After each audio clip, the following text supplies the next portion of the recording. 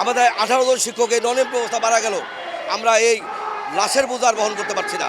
প্রত্যেকটা প্রতিষ্ঠানকে প্রয়োজন বোধে শর্ত সাপেক্ষে এমপি দেওয়া হোক। 3 বছর 5 বছর বেতন পাইলে সেই সরকারের অন্যান্য নীতিমালাকে তারা বাস্তবায়ন করতে পারবে। আর স্বীকৃতির আগেই কতগুলো নীতিমালা বাস্তবায়ন থাকে। সুতরাং স্বীকৃতি যার, এমপিও তার, আমরা এটা বিশ্বাস করি। সরকারকে বলবো যারা আমাদের কষ্ট দেন না। আমাদের গতকালকে একজন শিক্ষক মারা গেছে, তারা এই প্রোগ্রামে আসতেছিল, বগুড়ার একজন শিক্ষক আমাদের তাজুল ইসলাম। আমাদের 18 জন শিক্ষক এই নন এমপি অবস্থা মারা গেল। আমরা এই লাশের বোঝা বহন করতে পারছি না। আমরা মনে করব যে আমাদের মাননীয় প্রধানমন্ত্রী জনাব তারেক রহমান, শহীদ রাষ্ট্রপতি জিয়াউর রহমান যিনি শিক্ষক বন্ধু ছিলেন, তার জন্মদিন হলো জাতীয় শিক্ষক দিবস। বেগম খালেদা জিয়া শিক্ষক অবসর সুবিধা দিয়েছেন, কল্যাণ টাস্ক দিয়েছেন, অবৈতনিক শিক্ষা করেছেন, তারপরে উৎসব ভাতা করেছেন। এবং জিয়াউর রহমান প্রথম নন এমপিও শিক্ষকদেরকে, বেসরকারি শিক্ষকদেরকে জাতীয় বেতন স্কেলে এনে তিনি 50% বেতন ব্যবস্থা করেছিলেন।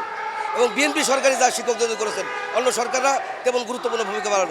সুতরাং বিএনপি সরকার বেগম খালেদা জিয়ার এবং জনাব জিয়াউর রহমানের যোগ্য সন্তান, ইতিমধ্যে তিনি বাংলাদেশ সহ বিশ্বের খ্যাতি অর্জন করেছে তারেক রহমান। আমি মনে করি মাননীয় প্রধানমন্ত্রী আপনার নির্বাহী আদেশে আমাদের এই নন এমপি শিক্ষকদের ইনশাল্লাহ এমপির ব্যবস্থা করবেন, এটা আমাদের প্রত্যাশা।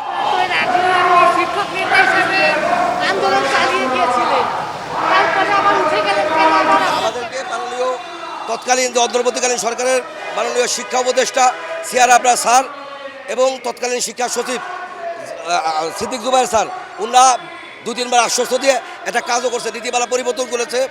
এবং আমাদের 1719টা প্রতিষ্ঠান এমপি ভুক্তদের চূড়ান্ত তালিকা করেছিল, যাচাই বাছাই করে দরখাস্ত দিয়েছে।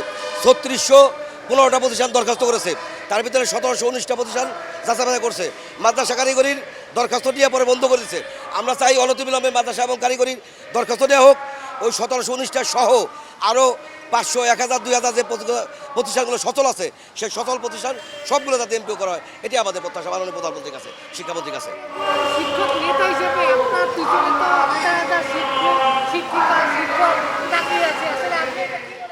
আমি মনে করি যে আমাদের শিক্ষকরা তো আসলে অবৈতনিক, এদের টাকা পয়সা নাই, নাহলে তাদের রিক্সা মানে গাড়ি ভাড়া নাই। আর এখন ঈদের পরে গাড়ি ভাড়া ডাবল, নাহলে এখানে কয়েক হাজার শিক্ষক আসতো, মিনিমাম 5000 শিক্ষক আসতো। এই শিক্ষকরা আসতো, তাদের প্রতিনিধি এদের 200-500 যাই আছে। আমরা মনে করি আমাদের দাবি একটাই, যে আমরা এমপিও না নিয়ে আমরা এবার আর ঢাকা ছাড়বো না, এটি আমাদের মূলত মেসেজ। সরকারকে বলি যে আমাদেরকে আর কষ্ট দেন না, আমরা অনেক কষ্ট আছি সমাজের কাছে, পরিবারের কাছে, আমাদের পাড়া প্রতিবেশীর কাছে, আমাদের আত্মীয় স্বজনের কাছে, আমার পরিবার, ইভেন প্রিয়জনদের কাছে আমরা অবহেলিত পাত্র হয়েছি। সুতরাং আমাদেরকে আর অসম্মান করেন না। আমাদের জাতিগড়ার কারিগর শিক্ষক, যারা শিক্ষা জাতির মেরুদণ্ড, এই শিক্ষকদের অভুক্ত রেখে একটা আধুনিক বাংলাদেশ, বৈষম্যহীন বাংলাদেশ, বৈষম্যহীন সমাজ গড়া সম্ভব না। দাবি দাদা না হলে আমরা এখানে দরকার হলে অনশনে যাব, গণ অনশনে যাব। আমরা দরকার এখানে যদি অনশন করে মারা যায়, আমাদের কিছু করার, আমরা এমপিও না নিয়ে এবার মাঠ ছাড়বো না ইনশাল্লাহ।